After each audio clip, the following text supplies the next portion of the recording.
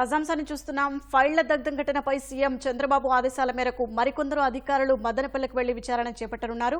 ఇక మరింత సమాచారం మా ప్రతినిధి కృష్ణ అడిగి తెలుసుకుందాం. కృష్ణ, మదనపల్లె ఘటనపై సీఎం ఆదేశాల సారాంశం ఏంటి? అలాగే కొత్త బృందం ఎప్పటి నుంచి విచారణ చేపట్టనుంది? ఏదైతే మదనపల్లి సబ్ కలెక్టర్ కార్యాలయంలో దసరాల దహనం కేసు ఉందో దానికి సంబంధించి విషయం తెలిసినప్పటికీ కూడా ముఖ్యమంత్రి చంద్రబాబు ఉన్నతాధికారులతో ఉన్నత స్థాయి సమీక్షలు అనేది వరుస సమీక్షలు చేపడుతూనే ఉన్నారు. ఏదైతే దీనికి సంబంధించి ఇవాళ ఉదయం కూడా ఆయన ఉన్నత స్థాయి సమీక్ష చేశారు. ఇందులో భాగంగా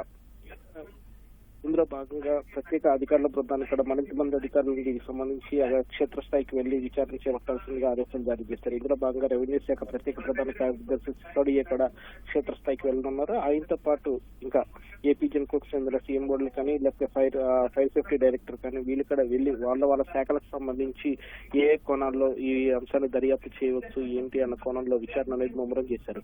అలాగే నాగపూర్కు చెందిన national institute of fire safety engineering సంస్థ నుంచి కూడా నిపుణులను ప్రభుత్వం పిలిపిస్తుంది.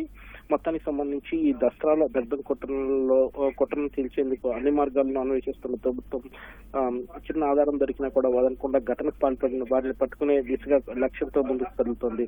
మొత్తంగా చూస్తే కనుక నిన్న ఉదయం విషయం తెలిసినప్పటి నుంచి కూడా ముఖ్యమంత్రి చంద్రబాబు వరుస సమీక్షలతో అధికార యంత్రాంగాన్ని పరిగెత్తించారు. వెంటనే డీజీపీని కూడా క్షేత్రస్థాయికి వెళ్లాలని ఆదేశించారు. డీజీపీతో పాటు పోలీసు ఉన్నతాధికారులు కూడా క్షేత్రస్థాయికి వెళ్లి విచారణ చేపట్టారు. అలాగే కలెక్టర్ తో ఫోన్ లో మాట్లాడినప్పుడు కూడా కొన్ని ప్రశ్నలు ఆరాధిస్తున్న ముఖ్యమంత్రి చంద్రబాబు ఎందుకు ఈ కోణంలో దర్యాప్తు చేయలేదు అన్న దిశగా కూడా కొన్ని ప్రశ్నలు చేయడం జరిగింది. అధికారుల నిర్లక్ష్యం పైన కూడా కఠిన చర్యలు ఉంటాయని కూడా హెచ్చరికలు జారీ చేయడం కూడా జరిగింది.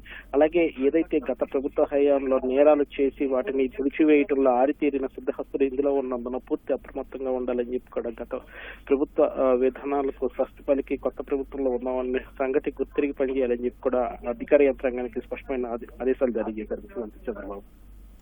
ధన్యవాదాలు కృష్ణ.